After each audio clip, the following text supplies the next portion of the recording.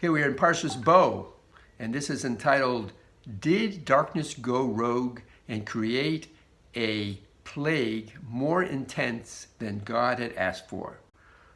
So, what are we talking about here? The ninth plague, as you know, is the plague of darkness, and is described in a very unusual way in Tehillim, in Psalms. It's described as Shalach Choshech Vayachshech. God ordered a plague of darkness, and the plague of darkness itself became more intense, made itself more intense. In other words, the Midrash asks, did the plague of darkness actually go beyond what God had asked for? God ordered one kind of plague, and it ended up on its own deciding to become more intense. So the Midrash says, yes, it did, but it was okay. It was something that God had acquiesced to. It was done for God's sake, and it's all okay. But what I'd like to do is try to get to the bottom of it. What was this darkness trying to accomplish that it felt it had to become more intense?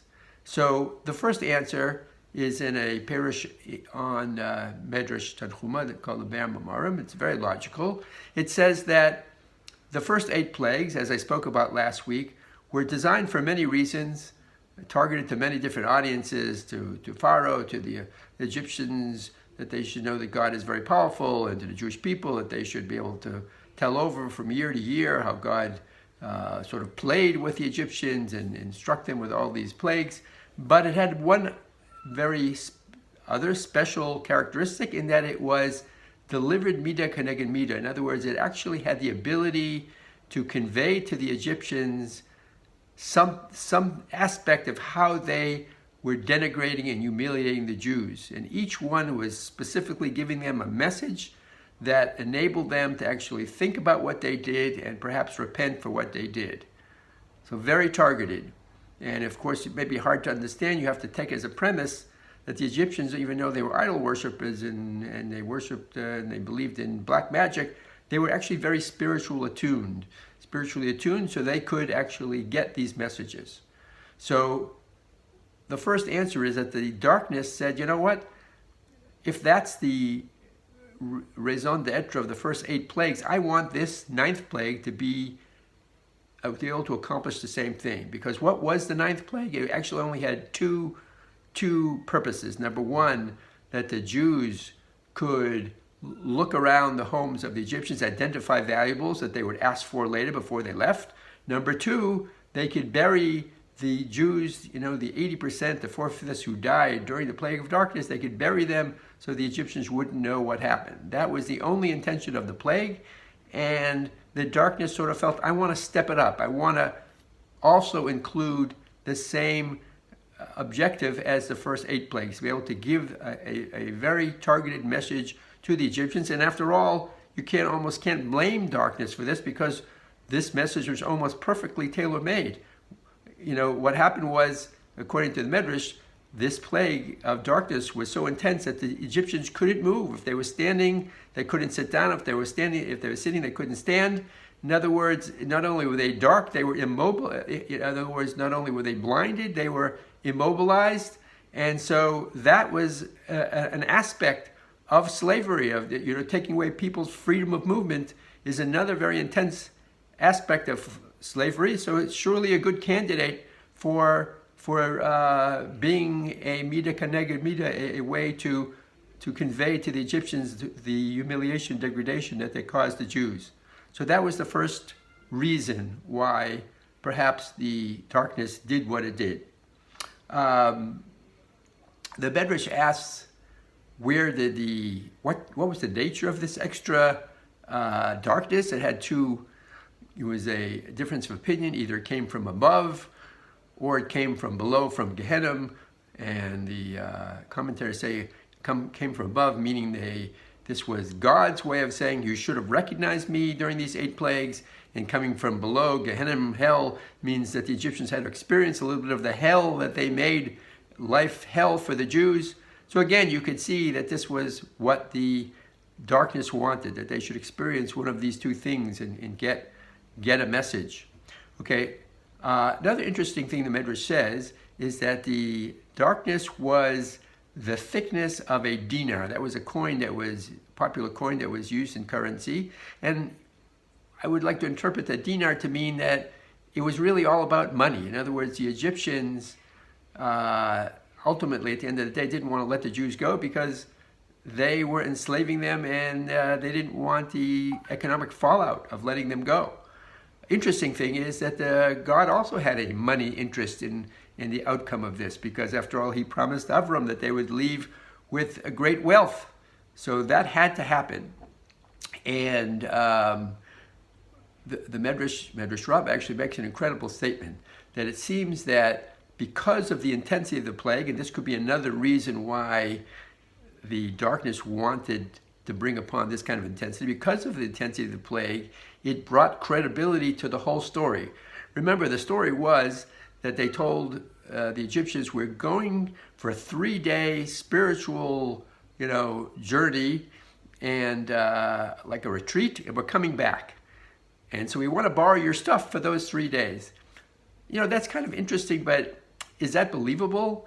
Your God just wreaked havoc on the most powerful nation in the world for 8 plagues, and this God is going to go for a 3-day retreat and come back? Why would this God have to come back? But now, the Midrash makes a statement that gave the whole thing credibility. When the Jews came into the Egyptians' home, and they were, as I said, they were blinded and immobilized. It's almost like a sci-fi movie. Like they were just standing in a certain pose and couldn't see or hear anything. And the Jews identified that in the laundry bag was gold coins. And they came back to the Egyptians and said, we're going for this 3-day holiday, and I noticed there's a whole bunch of gold coins in your laundry bag. The Egyptians thought to themselves, amazing. They could have just walked off with my gold coins. Everything that the Jews mentioned, they could have stolen, and nobody would know because the Egyptians couldn't see and couldn't move. So this gave credibility. Now they thought, they must be honest.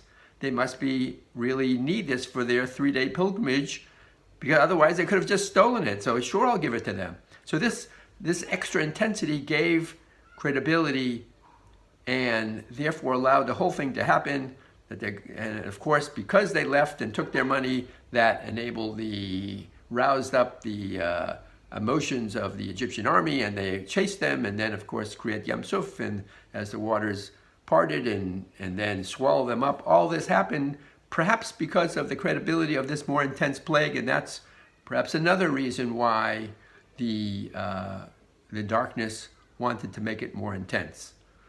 There's one more reason I want to propose, which it's getting a little esoteric. There is a commentary called Eshin Chalim that says that in order to bring the darkness down to this plague, this more intense darkness, there had to be some kind of darkness up from above. And in fact, it says in Midrash Rabbah that another answer to the original question of did the darkness go beyond its mandate? And the answer is no, it didn't go beyond its mandate. Actually, God asked the angels, should we do this or not? Should we give this more intense form of the plague? And they said yes. And so the Eshin Chalim was saying that when they answered yes, they were acquiescing to some form of darkness invading even the upper realms in order to make this intense darkness below. And I'm trying to link this to this question I spoke about before about, there's a little bit of deceit going on here, because this whole thing about leaving for 3 days was a lie.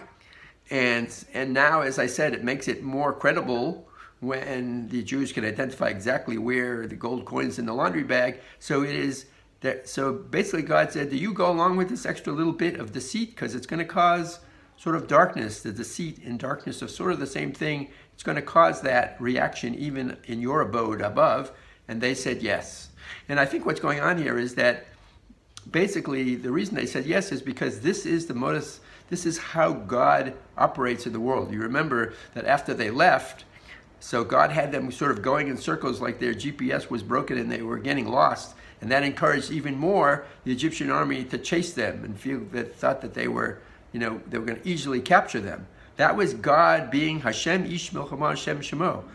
You could say God was being deceitful, but it wasn't really deceitful. God was actually using the same tactics that the Egyptians did, because the famous question of how could God make up this thing about this narrative about 3-day journey? And the answer is because the Egyptians were deceitful in the beginning to enslave the Jews. They asked them to help out on a certain building project and then enslaved them. So they were enslaved with deceit, so God was able to use trickery also to bring them down. And so that's perhaps another answer of why the why the darkness wanted to step it up and have a more intense plague where they couldn't even move. I would just relate this very quickly to a story that happened to my father when he moved to West New York, New Jersey. It was a very corrupt town, and he got a knock on the door, and a representative from the police and fire department gave him this beautiful badge and said, "You are now, it's your turn, the Jewish clergy, it's now your turn to be the clergyman for the police and fire department, and there will be a small salary." And my father said, "Well, what do I have to do?" And they said, "You don't have to do anything." And my father said, "Yeah, I feel uncomfortable taking a salary. I don't have to do anything." And they said, "Oh, don't worry, Rabbi, we'll take care of the salary. Here's the badge." A few months later, an old man approached my father in the supermarket and said, "A terrible thing, I only have one daughter. She's married to someone who's not Jewish," and they together decided I had signed over all my bank accounts to my daughter, and because I'm getting a little forgetful and she's supposed to give me money when I need it. Now they told me, "Get lost. They're not giving me any money." So my father went to the bank, got all the necessary forms for them to sign it back to her father. My father took that beautiful badge. It was leather, nice thick star. Really, it was the real deal. He banged on the door of the daughter. They opened the door. My father came in, slammed the badge on the table and said, "You sign these forms or you're going downtown with me." And they signed those forms because that badge looked legitimate. Now that's deceitful. But sometimes you have to be deceitful. You have to fight deceit with deceit. I think perhaps that is the lesson you could learn from this. God had to do it, and we can do it too. Of course, it has to be done in a measured way. Okay, have a great Shabbos. Thank you.